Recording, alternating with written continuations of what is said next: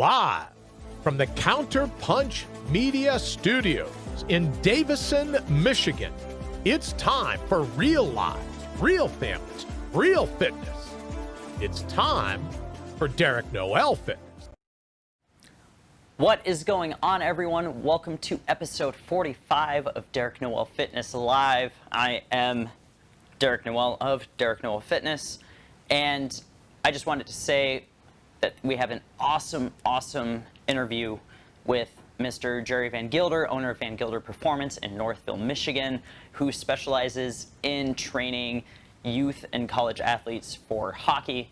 We had a great episode, so if you are a parent who is looking to train or have your students trained in some strength and conditioning, which they definitely should, and we'll get into that in this episode, this is a must-listen episode for you. We talked about a bunch of different things, mostly spanning how teenage athletes need to be trained, the benefits of it. Some of the myths that we covered are something that we hear a lot, both me as someone who talks to parents and him who handles parents when he is training their athletes as well. So make sure you watch this episode all the way through. But before we get into it, please make sure you give this video a like and a share, especially if you know someone who is going to be able to take advantage of the information in this episode. And if you could make your way to our YouTube channel at Counterpunch Media, the link I will update to be in this video description so you could get right to it. If you could subscribe to that video, that would be great. That would help us out. I believe we are about 10 away. Our goal is 100. I believe we are at 90 people right now. So if you could help us out, I would really appreciate that. We can do a lot of awesome things once we hit 100 people. One of the biggest things being we will have our own YouTube link, which makes it a lot more convenient rather than having a bunch of different numbers. That would really help us out. We want to be able to be youtube.com/counterpunchmedia, and we're literally 10 people away from doing it. So please make sure you give our channel a subscription over on the YouTubes. I would greatly appreciate it. And like I said, share this video to anyone who you might think would benefit from this video. But I don't really want to hold you up too long, so here is our interview of Jerry Vangilder of Vangilder Performance. Enjoy the interview.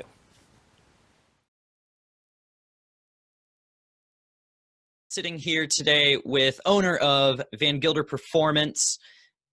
He's an old friend of mine. I literally went to middle school and high school with him, and I felt he was a great person to have on the show today, especially talking about training youth and speaking of youth, teenagers and some college athletes. So people who are in the younger age spectrum, especially because there's a lot of information which we will definitely get into.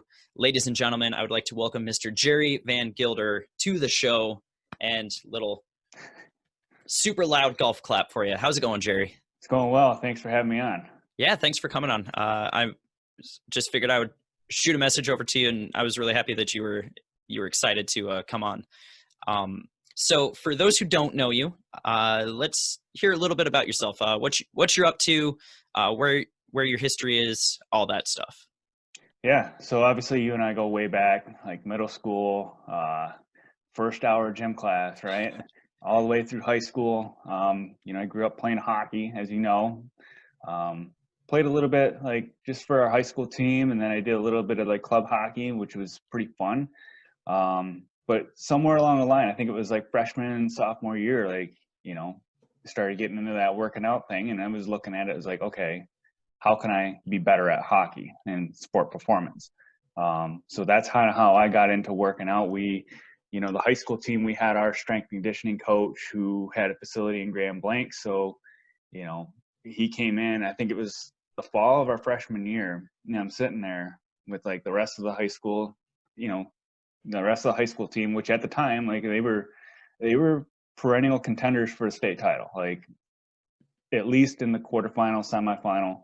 So here me sitting as a freshman, thinking, okay, well, this is what these guys are doing, probably should get on board with it. So somewhere there, just kind of got hooked onto it, and was working out with him during the summer.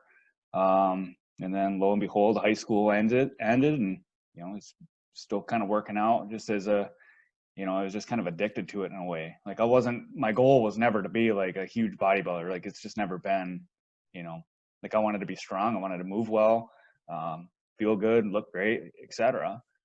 And then I was in school one day, like at U of M Flint, and I was sitting in an accounting class, and I'm sitting here thinking, like, what am I doing? Like, this is not me. I don't like what I'm doing here. How can I stay involved in sports? It's always been, everything has just been sports for me. And did some research, and fast forward, I went to Saginaw Valley, got my exercise science degree there. In my last semester, I did an internship with the U.S. National Development Team here, which is a phenomenal organization with putting out college caliber and NHL talent like left and right. And that was kind of a unique experience itself. It was the strength coach there also had like a little side gig that he was doing in Ann Arbor. So I was able to kind of do like a dual internship with the national team, and then supplemented with another training facility where it had like youth athletes. We had, general population adults, and we had, other special needs clientele. So it was kind of like I was getting like the whole thing all in one, which was by far the best experience I've had. And if I had not had that experience, I wouldn't be here today doing what I'm doing. And then through that, they always talk about networking and connections, right? Well, through the strength coach there, I was able to meet the strength coach at the time with the Flint Firebirds, who, mind you, they were going into their first year. And, so I was able to, go and shadow him for, a couple weeks. And then the next thing you know, the semester's over, my internship is completed. Well, I went on and did like a volunteer internship with the Firebirds, and to kind of see like, okay, national team where it's perfect situation, it's college oriented scheduling, to like now it's almost professional level scheduling with the Firebirds, and like how crazy the differences are. And, from a training standpoint, like how do you manage in season with the kids at the same age, versus like the national program where they were regimented. They were still tackling everything they needed to do. They were lifting twice a week. They were getting their nutrition, every single day at the rink. They were getting proper rest, and then they would play their games on the weekend. So that was kind of, the starting point for me. And, those experiences have been, I'm never going to forget that. And that's always been, my humbling point is like, because of that, that's where I am. And then straight out of college, like I had landed a strength conditioning job down here in Plymouth. We were working with a lot of high school hockey teams, and we were with one of another high caliber youth organization. We were kind of the go-to program for them. So we had our hands full summer after summer with just hockey players, like everything from high school to elite to now we had like our junior level, we had our college guys committing left and right. And then we had a couple guys sign pro. And then, that was kind of the norm for the most part. And then fast forward to last year, I took the plunge, and I had a really great opportunity to open up my own facility here in Northville, and kind of doing the same thing, like still trying to work on the athlete side of things, but also kind of working the adult fitness side of things. I enjoy both. I think there's a good opportunity to have like a good blend because it's so seasonal with the hockey players in particular. But, so that's where we are. And now we're living quarantine life virtual through Zoom. So yeah, it's been a wild ride with Zoom trading and stuff like that. No, but that was actually really good lead up to where you are. Based on that, you can tell that you have a lot of experience working with youth athletes. And when I say youth athletes, even the Flint Firebirds are really basically still a youth organization, because their oldest players are what, 21? 20, 21. Those are your old guys, if you want to call it that. But yeah, most of the time they're like, we'll see guys that came in after the draft, they're 15, 16 years old. And like, you can tell, like, and mind you, all these kids are good players. They're not like just some pick out of the hat. Like they've all been looked at and they've all been scouted. They're there for a reason. And I remember helping out at the camp, for the following season with the Firebirds. We had all the draft guys in, And it's like, you can tell who has experience to working out and who's the real deal, because you can see a kid that comes in at, 6'2", $185, and is built like an ox, and he's their first round pick, versus the 6th round pick who is, same height, 6'2", but $145. Like, who's going to win that battle in the long term, durability wise and probably performance wise. Now, is height and weight the end all be all? Absolutely not. But from a sports performance side of things, people look at those things like who's going to be durable. And I think a lot of times people get caught up, in particular parents get caught up in thinking my kid needs to be first off, he's gotten to the point where he's been doing what we've been doing. He hasn't really worked out. He's 140 pounds. Sure, absolutely, he's got the skills, but how can we create this player to be durable so that way they can withstand the physical demands? Because at every single level that these kids, no matter what sport, it gets much more physical. There's much more demand.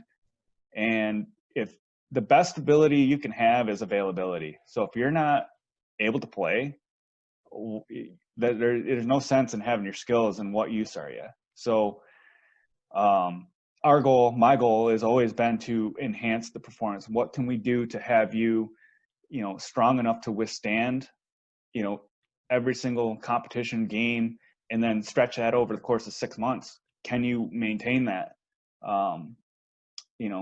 Obviously my niche is kind of the hockey background. So like, we've always focused on strength and power, because that's essentially what you can argue every single sport is a strength and power sport. And so we do a lot of plyometrics. We do a lot of speed and agility early on. Then we do our strength training, which includes our power work first. Then we do our strength. We're always working core, and there's always some form of mobility. Like every single workout, we're doing a warm up. It's activation. It's, our dynamic stretch, static stretch. It's a mindset to kind of let that athlete kind of get their mindset for the workout, and then B, physically prepare for what's coming. And it's a habit that can be created to take into every practice, every game. So that's kind of where we're at. Like, my goal has never been to build a bodybuilder for hockey. Like it's not going to work. And it's the same thing, like a CrossFitter versus a hockey player. It's two different things, apples and oranges. And I think sometimes parents get caught up in that, so. Yeah, I know. And it really does make a big difference too, going back to what you said about having all the technical skills versus having the technical skills plus the strength. There is a wrestler that I worked with. I started working with him last year, and I got him halfway through the off season. So I only had half the amount of time that I would have liked to be able to help build him into what I would have liked. And with that athlete, he went from having a losing record, and he was very technically sound, but especially in wrestling, if someone can out-muscle you, then they're just going to out-muscle you. Right. So my number one thing was just focusing on building strength. I had him doing some sort of a heavy deadlift. I had him really focus on his lat strength and posterior strength and grip strength, obviously, because wrestling. Mm-hmm. But in the season, he ended up going into a winning record. He got to states, which he hadn't gotten to before. And he actually just a couple weeks ago won Most Improved Wrestler in Oakland County for his weight class, which is awesome.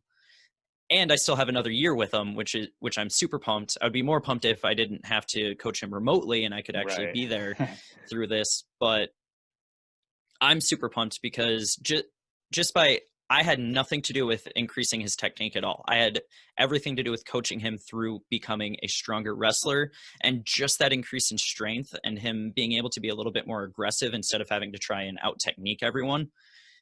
All of a sudden he was able to improve tremendously. And that's like in every sport. Exactly. And I think go ahead. Not to cut you off there. Oh, it's fine. He's just turned 17. So 16-year-old, 17-year-old, a lot of people, when they look at that, they go, oh, well, kids that young shouldn't be lifting. And I know you have some feelings about that, but I just wanted to kind of go into some of the myths about training youth, because I started working out at the same time as you did, freshman year of high school, which is what we were like 14.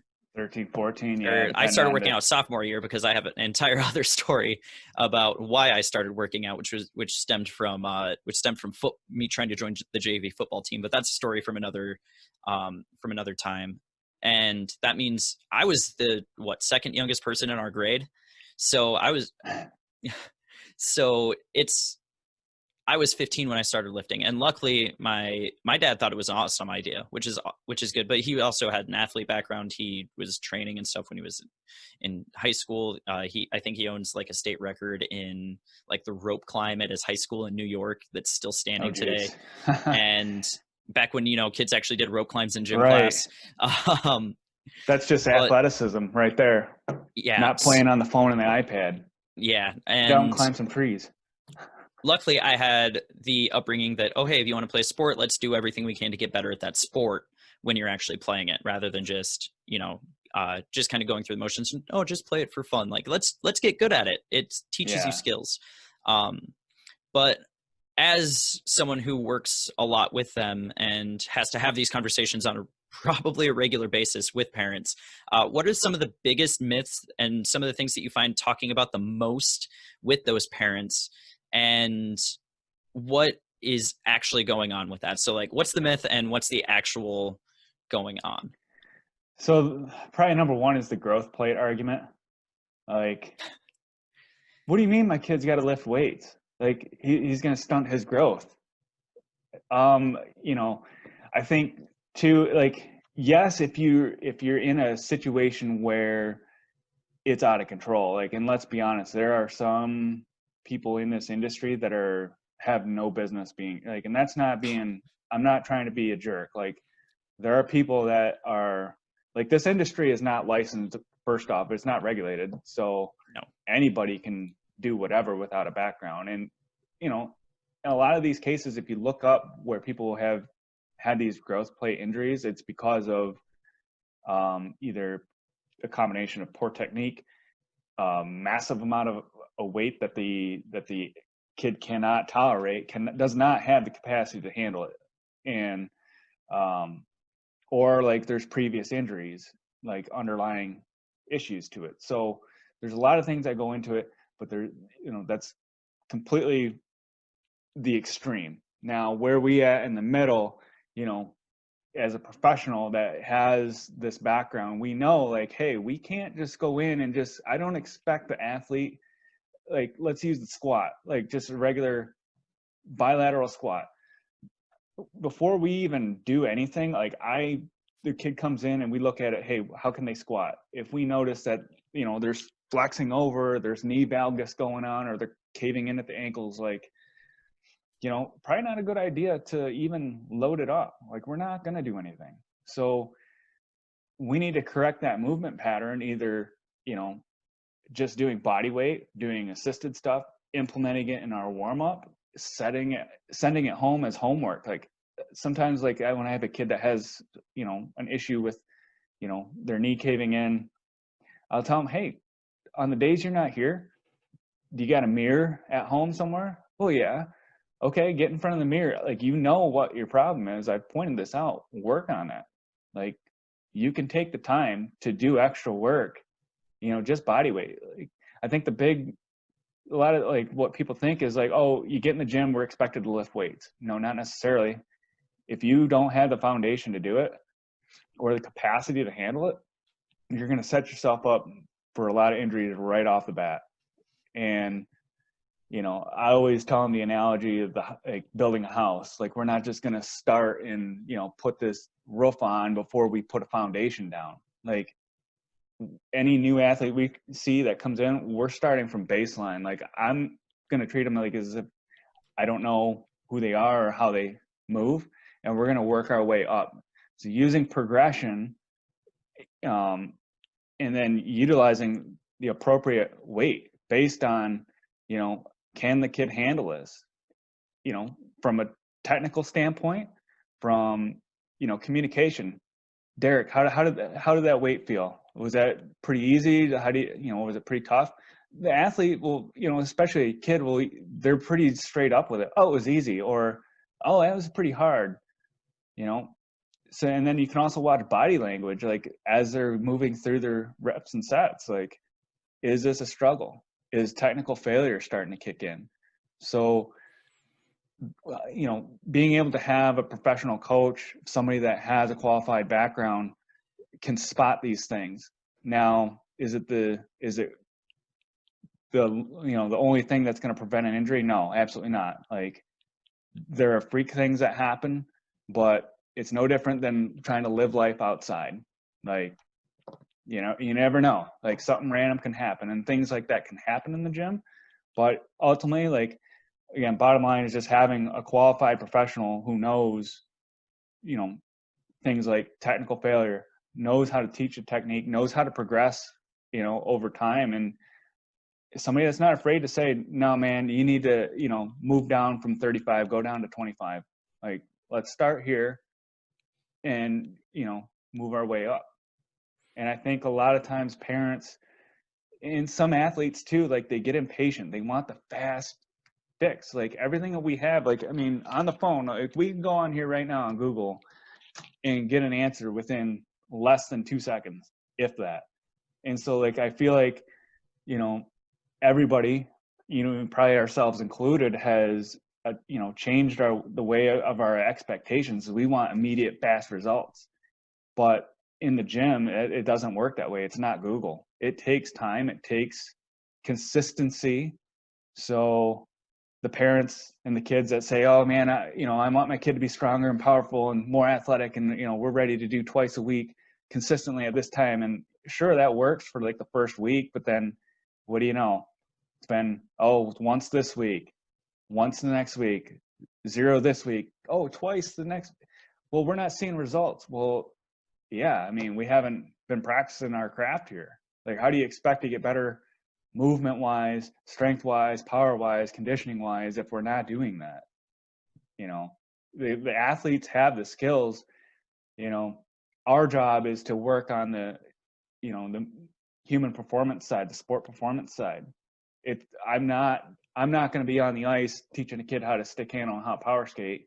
Go find somebody else that can do that. I'll have the kid ready to go, physically. And, so those are kind of the things that we kind of run into is, people are looking for, they either get into, they find the wrong coach, somebody that's underqualified, or they just want to just jam the weight up and just go. So yeah, I run into a lot of people, both athlete wise and from Gen Pop too, who that whole wanting to get strong super fast definitely holds true. And I think one of the big things that people don't realize is strength takes a long time to build. The people who are deadlifting 500, 600 pounds in competitions, they didn't just walk up to a bar and magically were able to pick that up within a month. They've been working at that craft for years. They've been working at it for a long time. And the same thing applies for sports too. If you want your kid and your kid wants to play at a high level in their later years in college, or they want to make it to the pros. So for example, a hockey player, they need, like, especially hockey players with leg strength, and not just bilateral leg strength, but unilateral leg strength and stability and balance and all of those things, which I know you're a giant proponent of unilateral, which for those listening is single leg exercises. I love split squats so much, but there are also other exercises, obviously. If the kids don't start that until they are 19, 20, if they're in college and all of a sudden their college team is saying that they need to start lifting, yeah, they'll probably see some progress for this first 6 months, those newbie gains that everybody has. And they're young, so especially like young males, they will typically get stronger a little bit quicker because testosterone's a wonderful thing. But they're still going to be miles behind those kids who started working on these things when they were 15, 16 years old, because they have 4 or 5 years ahead of them. And there's no way that they're going to be able to close that gap pretty quickly. So that's what I've noticed, which is why I get super pumped when I see kids that are 15, 16 years old. There's a kid that is in Olympic weightlifting. I think he just turned 16, and he went to junior worlds for Olympic weightlifting. And this 16-year-old is doing a clean and jerk with like 405 pounds. It's nuts. That's a lot of weight. And just seeing like 15, 16-year-old, and then fast forward to the Olympics, where I forget what weight class it was, but the gold medalist for a weight class was an 18-year-old in Olympic weightlifting. And they started when they were 13 or 14 years old. So I definitely 1000% agree when you say that as long as, you know, you don't have some Instagram university person that you're trying to follow that, I always call it IG University because so many people. Instagram model, you know, Instagram athlete, yeah. But then people don't realize that strength takes that long. So they get frustrated when all of a sudden they're not able to deadlift 95 pounds to start out with. They get frustrated when they're not able to deadlift 135, or when I stop them because as soon as they put 145 on, their back just flexion is just insane, and they're not able to keep themselves stable in those positions. So then I slow it down. And luckily the athletes that I work with, I make sure that they understand why I'm doing something, and they're totally cool with it. They're like, oh, okay, so you're making sure that this isn't happening. And one thing that you kind of touched on that I want to make sure that is highlighted too was when you're talking about injury prevention. In like one of the kids, the wrestler that I trained, by the end of the season, and this, I'm not trying to knock his wrestling coach at all, but he was one of 7 kids who didn't have a basically season-ending injury at the end of the season. One of 7. Right. And there are, 30-something kids on a wrestling team? Yeah. There are probably, 10 or 12 starters or something like that. So, and towards the end of the season, just because wrestling has an insane schedule, by the way. Just having to do that to your body, manipulate your weight for basically 2 or 3 months straight and try and maintain strength and keep your conditioning up and everything. It's rough. And by the end of the season, he had a couple things, but they were tweaks from, landing wrong and things like that. They weren't just from like, oh, hey, I pulled my hamstring running. Right. And things, which by the way, still happens at an elite level. Look at NFL players. Yeah. They're out for like 4 weeks because they pulled their hamstring. So basically I feel like getting the kids started young. Don't just, as a parent, please do research basically. And if not, reach out to someone like you, Jerry, reach out, figure out and don't make those assumptions. It's always better to ask. And I'm laughing because this seems like common sense too, but just ask the expert what is actually going on. So hey, I've heard about this. Could you explain what's actually what that is actually going on? Because I guarantee you're more likely to not be annoyed, not really annoyed, but because I don't want to say you get annoyed when people ask you that. No, you can here's another thing that you can tell who's professional, who knows what they're talking about, is if a parent asks and the coach takes the time to sit down and actually have these conversations. I love having the conversation. I'll tell you exactly why we're doing things and why we're doing it, and I'll support it. And it's not to beat my chest and be, on my throne. I'm trying to help you educate yourself, because the more somebody can understand why we're doing it and the benefit of it, the more they're going to be, committed to it and adhere to the program. And now they're going to be it's going to get the kids into a rhythm. They're going to be fired up, ready to go with it because they understand why. And then that's the light bulb moment. Whereas if you go to, if you find another coach who you're not sure and you ask them the question and they get all defensive, or they start to, kind of feed you a bunch of bullshit. It's pretty easy to tell who's feeding you bullshit. You can check out in social media, as much as it can be a bad thing, it can be a good thing, because you can go and compare the thing. And I'm not saying my stuff is not perfect. Nobody's ever perfect with things, but at least we have an idea of, what is safe, because that's the number one goal, is safety. Again, if you're hurt, none of this means anything. And so that's not our goal. Our goal is to keep you safe. improve your strength conditioning for sport performance. And you can tell a lot through social media, like what's crap, what's good, and then you can make your judgments there. But yeah, have your conversations. The coach that's really passionate and really knows like what they're doing and genuinely cares, they'll sit down and talk with you, and they will have the conversation 100 times if they have to. But if it's the loud screamer, this is my way or the highway, get out, yeah, probably not the best spot for you, because anybody can go and blow a whistle and make anybody tired, but a professional can make you better.